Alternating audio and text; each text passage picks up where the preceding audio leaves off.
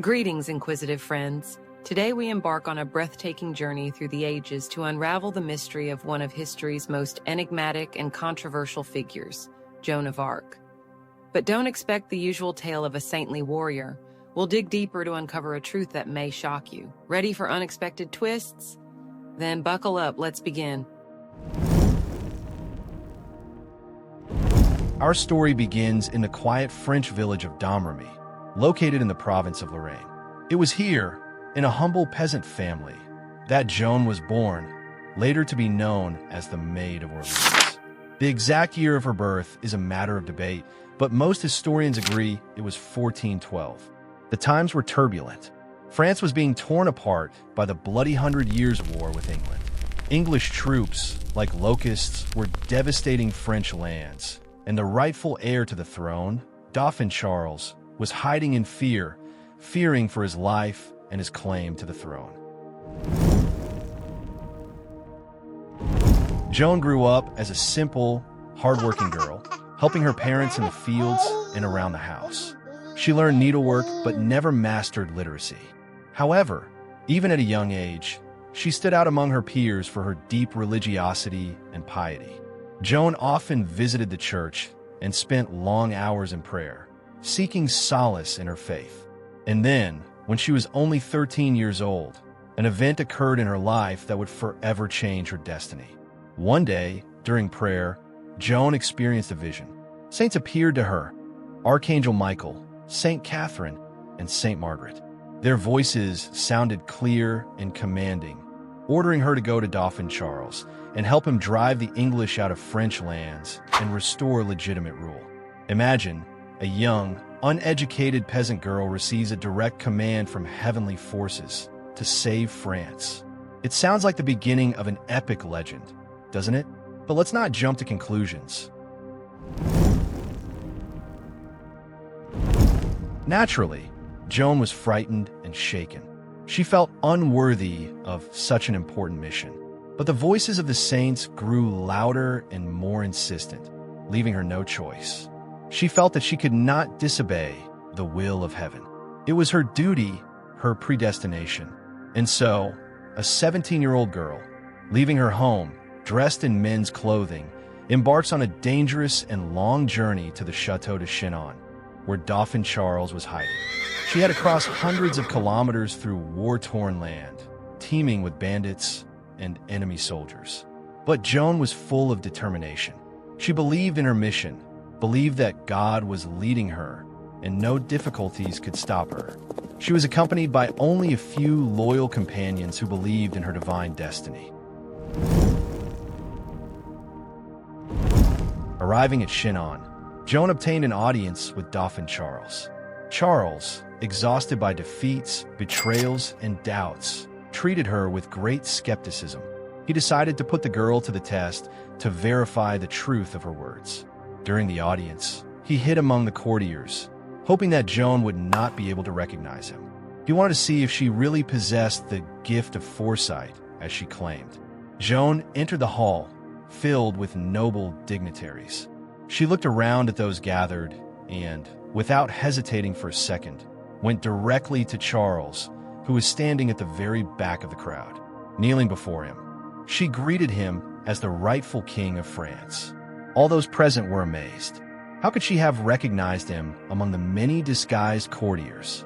It seemed like a miracle.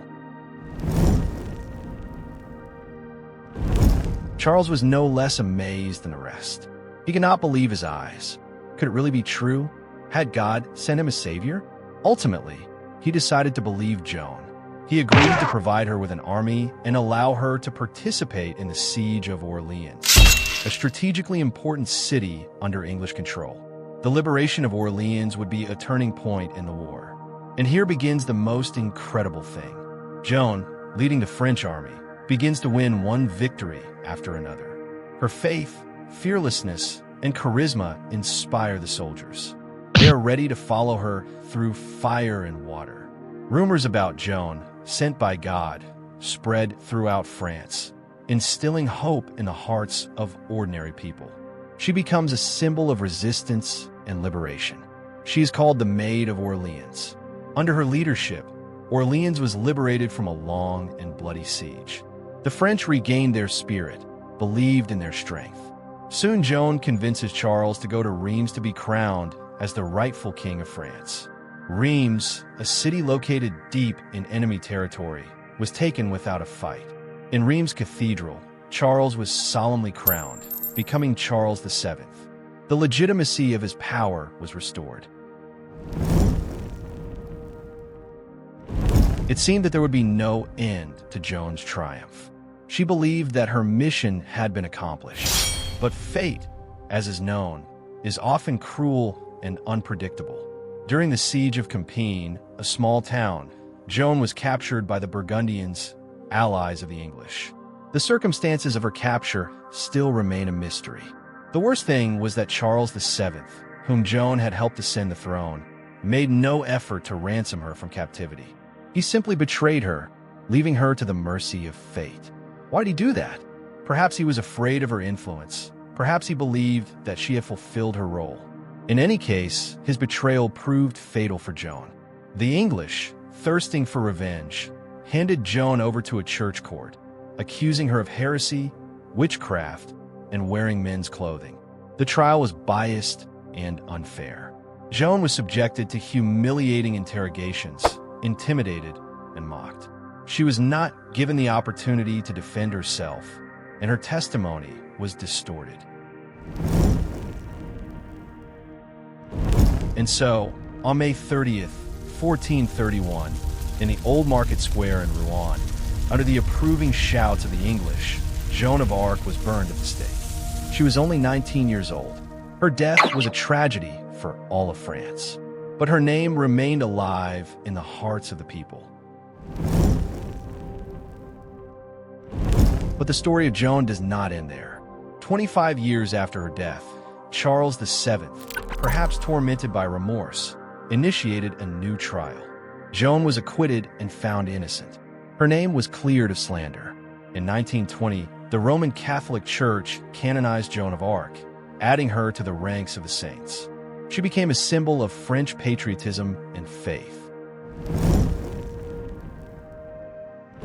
But now prepare for the most important thing. The biggest secret of Joan of Arc is that she may never have heard any voices. The whole story with the visions and saints was a carefully planned political operation, the goal of which was to raise the morale of the French army and unite the people around the legitimate king. Joan was carefully selected and trained in military affairs.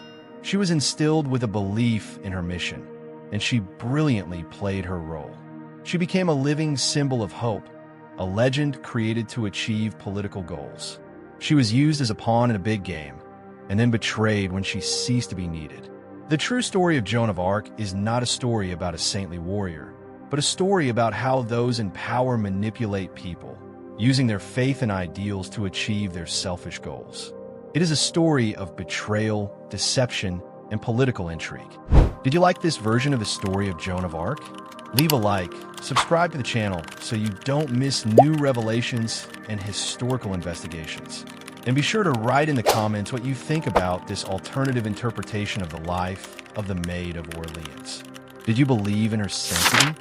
Or do you think she was just a tool in the hands of politicians? Share your thoughts. Until next time, friends. And remember, history is always more complicated than it seems at first glance. Joan of Arc is just one example of how faith can change the course of history, or how it can be manipulated. What about science? Is a lone genius capable of turning the world upside down? Click on the video that has just appeared on the screen to find out the truth.